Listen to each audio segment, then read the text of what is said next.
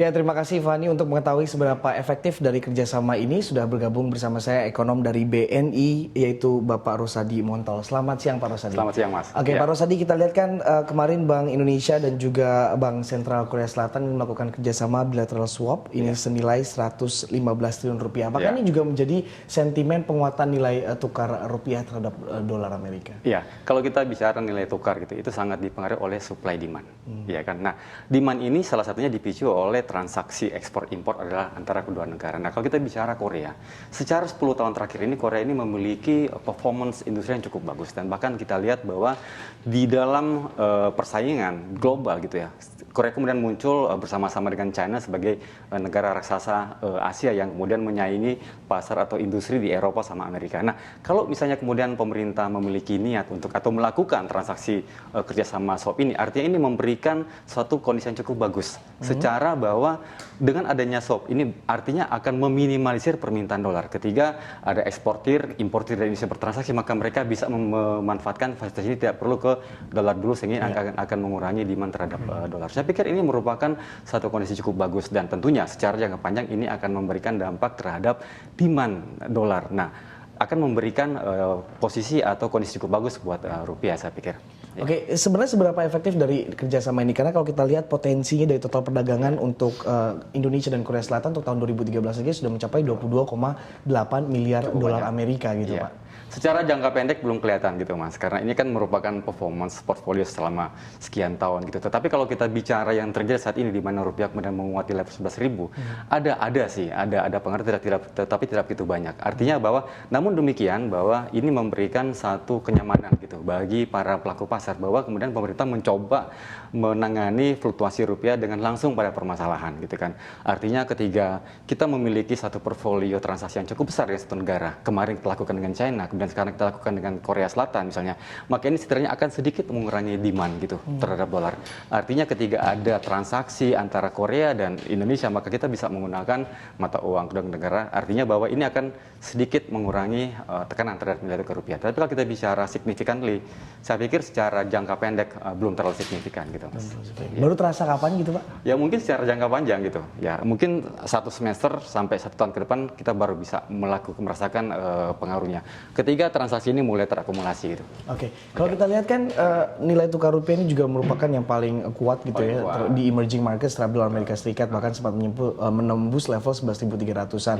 Dan sebenarnya penguatan nilai tukar rupiah ini juga sebenarnya sebagai dua sisi mata uang gitu kan, menguntungkan misalnya untuk importir, tapi juga merugikan untuk eksportir gitu kan. Nah, bagaimana melihat apalagi khususnya untuk yang melakukan perdagangan ini dengan Korea Selatan? Artinya begini. Ketika rupiah itu menguat gitu kan, maka ini satu sisi kita akan cukup bagus buat importir. Satu sisi ini buat eksportir juga tidak begitu, akan sedikit mengurangi proses atau penerimaan ekspor yang mereka terima dalam mata uang asing. Tetapi kalau saya lihat secara tidak langsung, biasanya ketika ada seorang eksportir atau ada satu perusahaan yang mengekspor, maka ada kandungan import. Memang ini secara akumulasi akan bisa memberikan pengaruh bagi buat eksportir. Walaupun kalau kita lihat secara langsung ketika misalnya kita melakukan ekspor dan kemudian nilai tukar rupiah menguat atau dolarnya melemah, maka ini tidak bisa atau akan sedikit mengurangi keuntungan. Tetapi kembali lagi bahwa kita lihat bahwa fenomena nilai tukar ini kan memberikan dampak secara nasional gitu kan, secara makroekonomi. Saya pikir bahwa ketika kita bicara penguatan rupiah saat ini, artinya ini secara keseluruhan terhadap ekonomi kita akan cukup bagus gitu.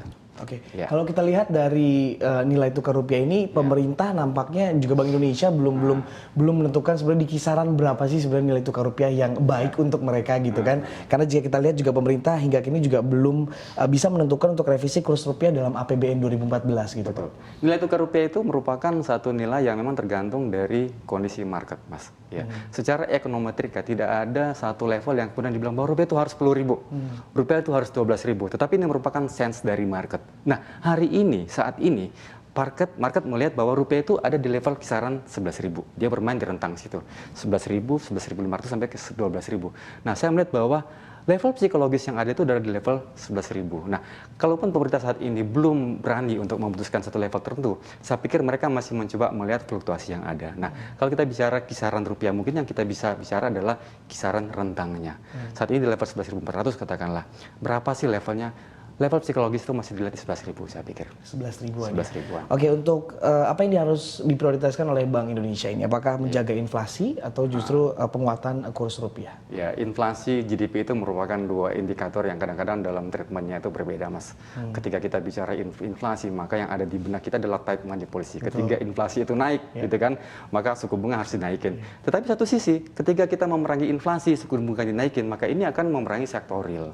Dampaknya akan bleeding di sektor real. Artinya GDP juga akan naik. Nah, di mana-mana, nggak hanya di Indonesia, di Amerika, di Eropa, kebijakan untuk menjaga inflasi, kebijakan untuk mengejar GDP ini merupakan dua sisi mata uang yang berbeda, kita bilang ya. Tetapi kalau saya lihat di level yang ada saat ini, ketika inflasi cukup terjaga di level dari Januari kemudian 775, hati-hati gitu bahwa bulan depan kita ada pemilu, which is ini akan memicu juga spending. Kemudian setelah itu kita akan masuk ke bulan puasa, di mana itu juga akan sedikit meningkatkan spending dari sisi seasonal inflation gitu. Nah, saya pikir bahwa BI mencoba konsen untuk menjaga level inflasi pada level yang masih terkendali gitu, dan ada saat ini saya pikir masih terkendali, artinya bahwa satu sisi masih bisa menekan inflasi jangan begitu naik gitu ya, satu sisi juga ini bagi dunia usaha masih cukup oke gitu, jangan sampai terlalu tinggi juga suku bunga. Karena BI rate Kamis nanti saya pikir masih akan tetap di level yang ada sekarang. Tetap di 7,5% ya. Oke, terima kasih Pak Rosadi Montol bergabung di Lantai Bursa Siang. Sama-sama. Demikian Fani, kembali ke Anda.